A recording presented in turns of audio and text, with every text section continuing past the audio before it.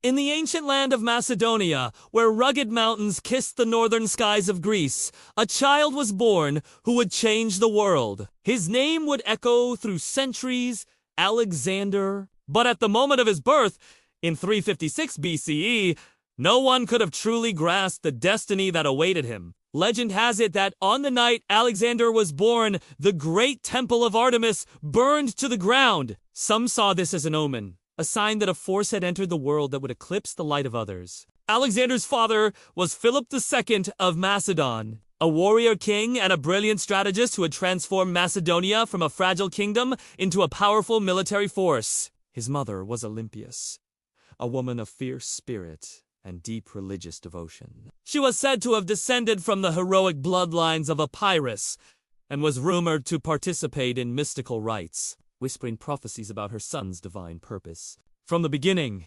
Alexander's life was wrapped in mythology and prophecy. His mother believed he was destined to be more than mortal, claiming that on the night of his conception, Zeus himself visited her in the form of a thunderbolt. Whether myth or manipulation, this story would shape how Alexander saw himself as someone born to rule not just men, but empire. Philip II, though a warrior, was also a shrewd politician. He understood the value of education and legacy. His son would not only inherit his kingdom, but expand it. To ensure this, Philip summoned the greatest philosopher of his age, Aristotle, to tutor the young Alexander. Under Aristotle's guidance, Alexander studied philosophy, ethics, politics, and the works of poets like Homer. Alexander was particularly captivated by the story of Achilles. To him, Achilles wasn't just a hero, he was an ideal.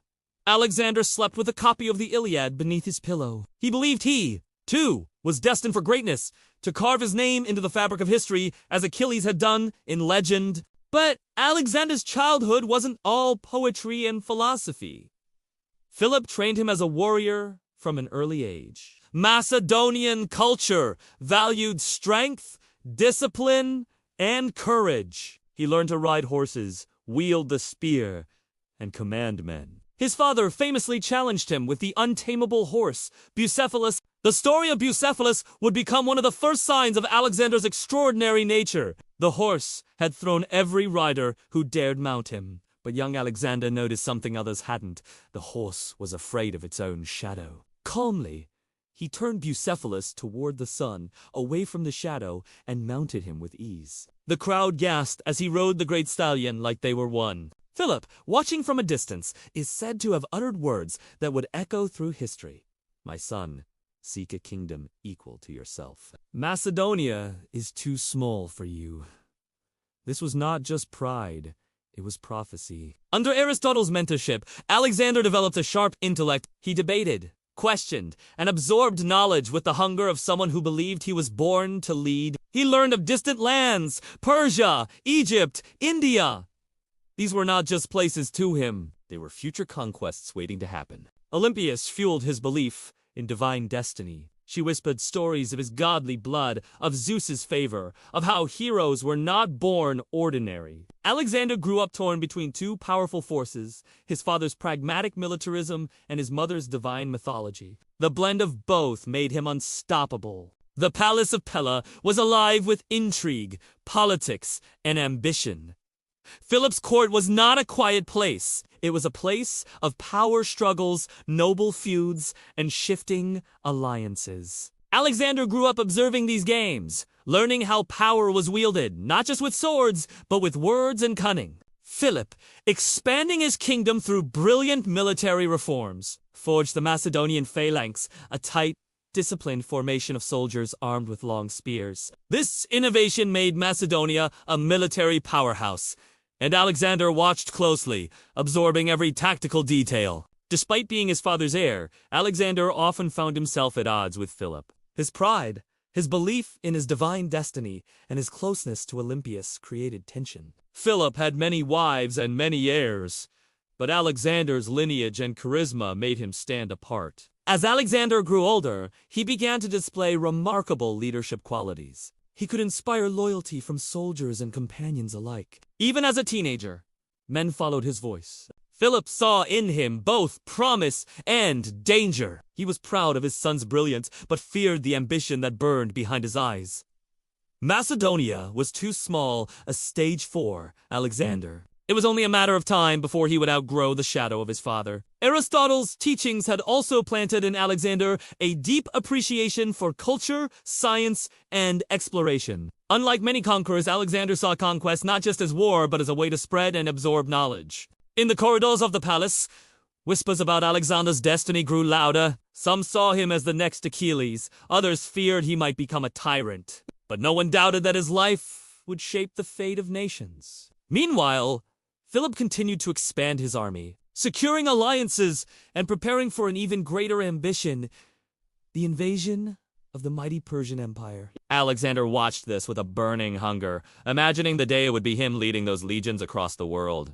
By the time he was a teenager, Alexander was already being tested in real battles. Philip allowed him to lead cavalry at the Battle of Chaeronea, where Alexander would make his name known across Greece. As his spears struck and his cavalry charged, it was clear this was no ordinary prince. This was the beginning of a legend. After the victory of Chaeronea, Alexander's reputation spread throughout the Greek world. Though still a youth, his courage and tactical brilliance stunned older generals. His charge against the sacred band of Thebes was decisive, and soldiers spoke of him with awe. In the aftermath, the Greeks were forced to recognize Macedonian dominance. Philip became the undisputed leader of Greece, and Alexander stood at his side, no longer just a prince, but a warrior destined for greatness. Yet, within the palace walls, tensions grew. Alexander's mother, Olympias, despised Philip's other wives and their children. Political factions formed around the royal court, some loyal to Philip,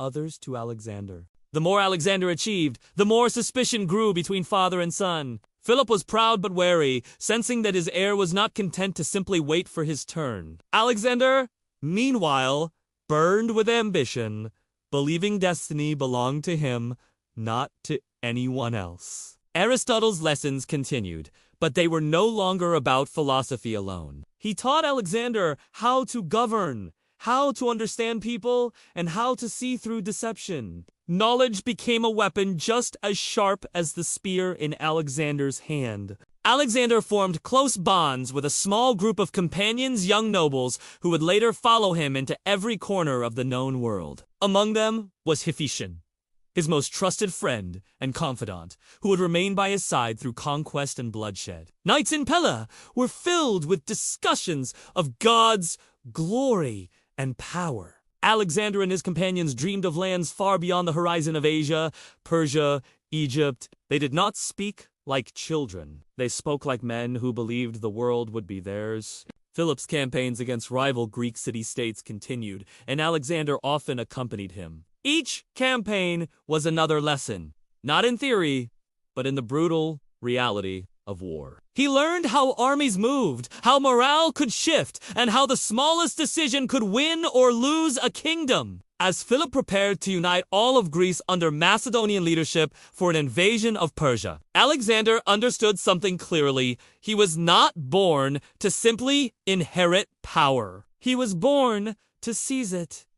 The winds of destiny were already gathering around him. He was no longer just Alexander, son of Philip. He was becoming Alexander, the future conqueror who would set the world ablaze. When Philip II of Macedon solidified his control over Greece, he began preparing for the greatest campaign of his life, the invasion of the Persian Empire. But beneath the surface of victory, a storm was gathering inside the Macedonian court. The fragile relationship between Philip and Alexander was pushed to the edge when Philip married Cleopatra Eurydice of Macedon, a much younger woman. This new marriage threatened Alexander's claim to the throne, as a new heir could challenge his right to rule. During the wedding feast, one of Philip's generals drunkenly toasted the hope that this new marriage would give Macedonia a legitimate heir. Alexander, enraged, hurled his cup at the man and shouted at his father. Philip, equally drunk and furious, drew his sword and staggered toward his son, nearly falling. Alexander mocked him coldly, saying, "Here is the man who would cross from Europe into Asia, and he cannot even cross from one table to another." The feast ended in chaos. The next morning, Philip and Alexander stood on opposite sides of a deep political divide. Olympias fled to Epirus, and Alexander went into self-imposed exile for a short time, refusing to bow his head. Philip eventually realized the importance of his son and heir. He called Alexander back, making a public display of reconciliation. Though peace returned to the palace, trust between them had been shattered forever. Around this time, Alexander's reputation among the Macedonian nobles continued to grow. He had shown not only courage in battle, but also defiance in the face of a king. Too many, he already looked like a ruler. Philip's campaigns continued to shape Greece, and Alexander often found himself leading forces in his father's absence. This was no ceremonial duty. These were real campaigns, real soldiers, and real blood spilled on the battlefield. Alexander's leadership was sharp, decisive, and charismatic. He had a gift that Philip lacked, the ability to make soldiers believe in something greater than themselves. His presence on the battlefield turned fear into fury. But fate would soon change everything. In 336 BCE, during a grand celebration in the city of Asia, Philip walked into a crowded theater surrounded by guards and nobles. A young man named Pausanias of Orestis stepped out from the crowd and plunged a dagger into Philip's chest. The king of Macedonia fell where he stood. The festival turned into a storm of screams, confusion, and betrayal. Philip II, the man who forged a powerful kingdom, died in the midst of his glory. The assassination shocked the Greek world. Rumors spread like wildfire. Some whispered that Olympias had plotted the murder.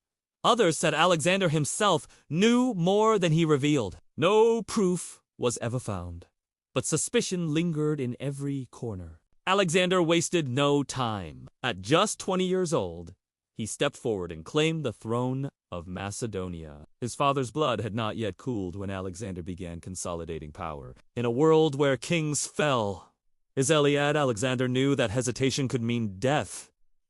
He acted fast. Rivals in the royal family were executed. Potential challengers were eliminated with ruthless precision. The army, loyal to Philip but inspired by Alexander, rallied behind him. He stood before them, young but fearless, and declared that the dream of conquering Persia would not die with his father. It would live through him. Greek city-states, sensing Philip's death as an opportunity, began to rise in rebellion. Thebes and Athens, old enemies of Macedon, saw a chance to break free. But they underestimated the new king. Alexander marched south with unmatched speed. He did not give the cities time to unite. His army moved like a storm across the Greek landscape. In Thebes, rebellion turned to desperation when they realized Alexander was not the hesitant boy they expected. He surrounded the city with overwhelming force, giving them one chance to surrender. They refused. Alexander attacked. The walls of Thebes fell, and the city was obliterated. 6,000 were killed, and the rest sold into slavery. The destruction of Thebes sent shockwaves through Greece. Athens, terrified, abandoned its plans of rebellion. Every city understood the message. Alexander was no mere boy king. He was a lion who had tasted blood. With Greece firmly under his control, Alexander turned his gaze eastward. His father's dream, the conquest of Achaemenid Empire, was now his. But he would not just continue it. He intended to surpass it. He began preparing one of the most formidable armies in the ancient world. 30,000 infantry, 5,000 cavalry, seasoned Macedonian phalanxes, Greek allies, and mercenaries from across the Aegean. Among them were his most trusted companions, his heteroi, the companion cavalry, who would become legends alongside him. Before departing, Alexander made a symbolic gesture. He visited Troy, honoring Achilles, his hero. There, he placed a wreath upon Achilles' tomb and prayed to be blessed with the same glory. He also offered sacrifices to the gods and declared that the campaign was not only for power, but for the honor of Greece to avenge the Persian invasion of the past. It was a clever move, blending patriotism with ambition. In the spring of 334 BCE, Alexander crossed the Hellespont with his army. As his ship touched the Asian shore, he leapt to the ground, thrust his spear into the soil, and declared Asia his to conquer. This act was not mere theatrics. It was a statement to his men and to history itself. He was stepping into the realm of legends. On the banks of the Granicus River, he would face his first great test. The Persian satraps had gathered their forces to stop him. The enemy was waiting, confident they could crush this young Macedonian king. Alexander, riding Bucephalus, looked at the river and the Persian lines beyond. Too many! It seemed an impossible task. But to Alexander, it was the beginning of destiny. Without hesitation, he raised his spear, gave the signal to charge, and plunged into the river, leading his men straight into the heart of battle. The water of the Granicus River rushed around the hooves of Macedonian horses as Alexander the Great led the charge. Arrows darkened the sky.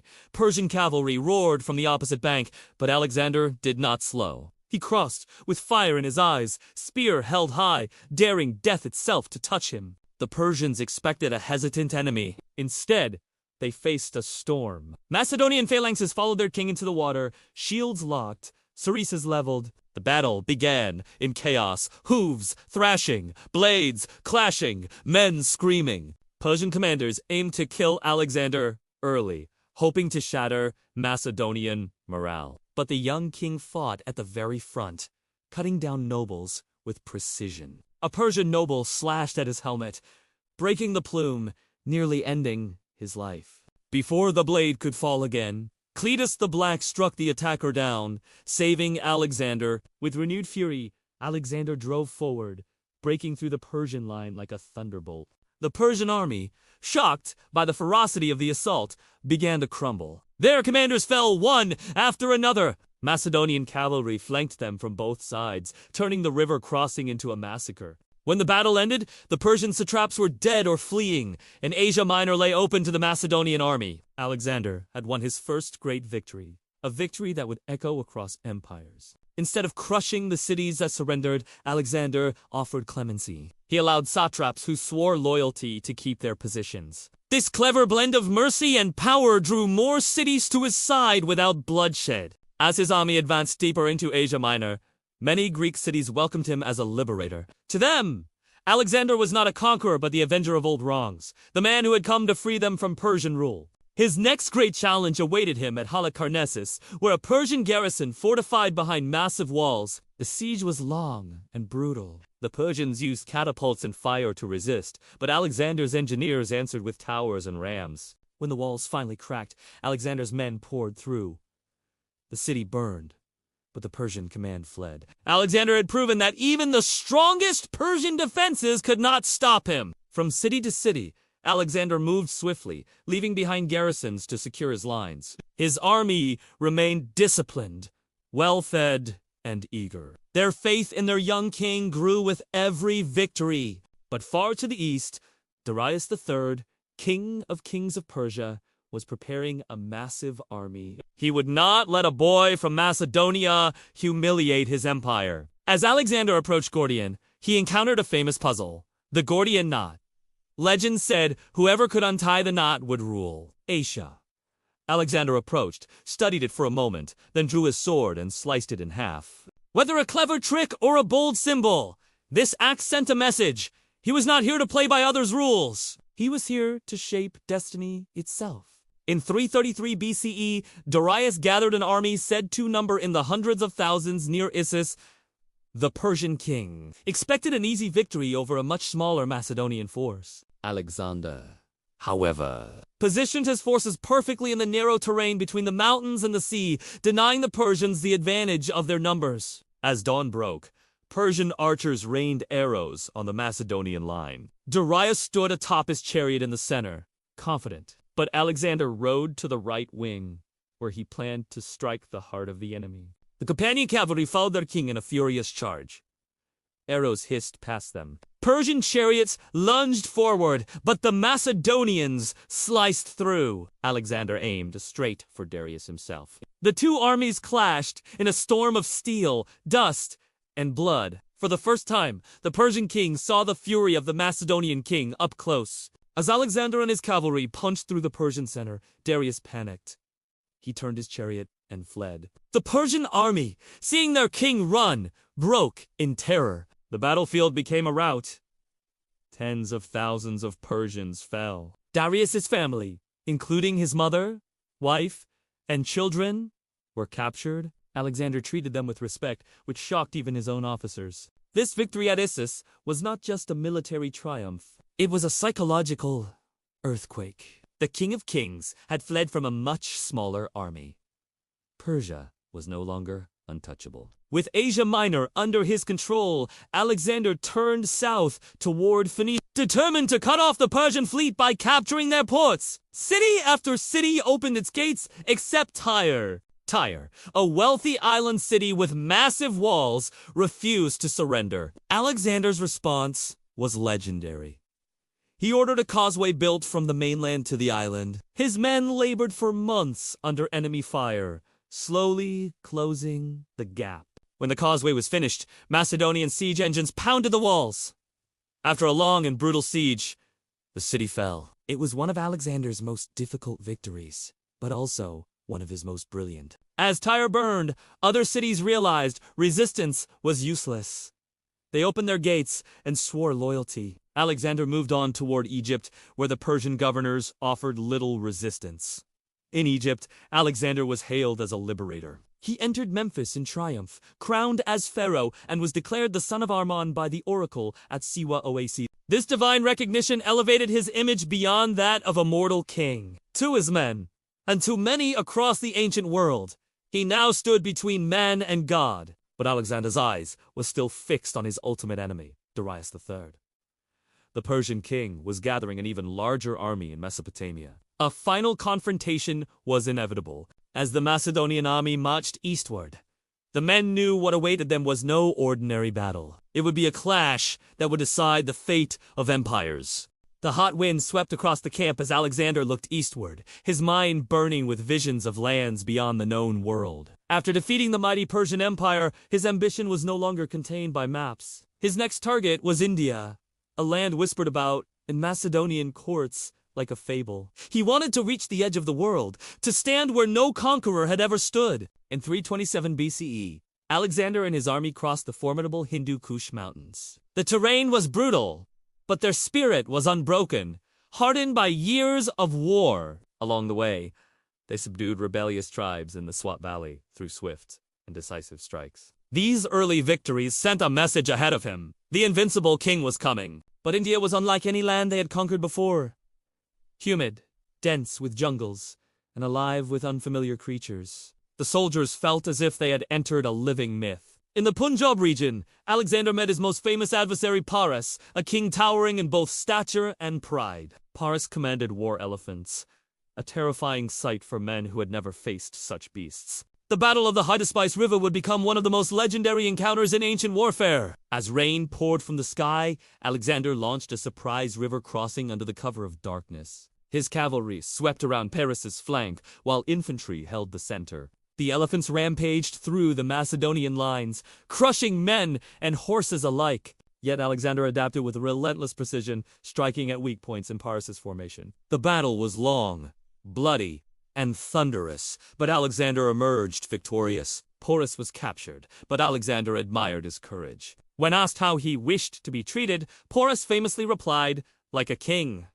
Alexander, moved by his dignity, made him an ally rather than a prisoner. This act won him both territory and respect among the local rulers. Yet his men, weary and battered, began to murmur. Years of constant warfare had carved deep scars into their souls. As Alexander spoke of marching further east, to the Ganges and beyond, his army fell silent. They were standing at the edge of their endurance and the world as they knew it. At the Hyphasis River, his generals and soldiers refused to go on. Alexander raged, pleaded, and threatened, but the army stood firm like iron. For the first time in his life, the world's greatest conqueror turned back. This moment marked not just the limit of his empire, but the beginning of his return journey, heavy with glory and fatigue. The march back from India was not a triumphant parade. It was a brutal test of endurance. Alexander led his men through the unforgiving Gedrosian desert, a decision that cost thousands of lives. The scorching sun, endless dunes, and lack of water turned the once mighty army into a ghostly procession. Many collapsed in the sand, never to rise again. Yet Alexander refused to ride while his men walked. He shared their suffering step by step. This loyalty deepened their devotion, but it could not erase the cost. When they finally reached Persia, their numbers were greatly diminished. The hero who had once been unstoppable now carried the weight of every lost life on his shoulders. In Babylon, Alexander began reorganizing his vast empire. He planned new conquests. Arabia was next in his mind. But beneath the surface, cracks were spreading. His army, exhausted and far from home, whispered of going back to Macedonia. His generals grew uneasy, their loyalty fraying as Alexander's ambition seemed endless. He began adopting Persian customs, wearing their robes, bowing rituals, gestures that alienated his old companions. Many saw this as a king losing touch with his roots. Yet to Alexander, he was not just a king. He was building something greater than any single nation. He began calling himself the son of Zeus, further blurring the line between mortal and divine. To his followers, he was both inspiring and terrifying. Celebrations in Babylon grew grander, more divine, as if he were already a god walking among men. But destiny had other plans. In June of 323 BCE, Alexander fell ill after a banquet. Fever gripped him, and within days, the conqueror of the world could no longer speak. His generals surrounded him, watching helplessly as the most powerful man on earth faded. Rumors spread quickly. Some whispered of poison. Others believed it was the will of the gods. On his deathbed, when asked who should inherit his empire, Alexander's faint reply was, "To the strongest." These words would ignite chaos after his death. He was only 32 years old when the world lost him. Babylon fell silent as his soldiers filed past his bed, each man touching his hand in farewell. A man who had conquered half the known world now lay still, his empire stretching farther than any before him. His death marked not just the end of a king, but the beginning of an empire torn apart by ambition.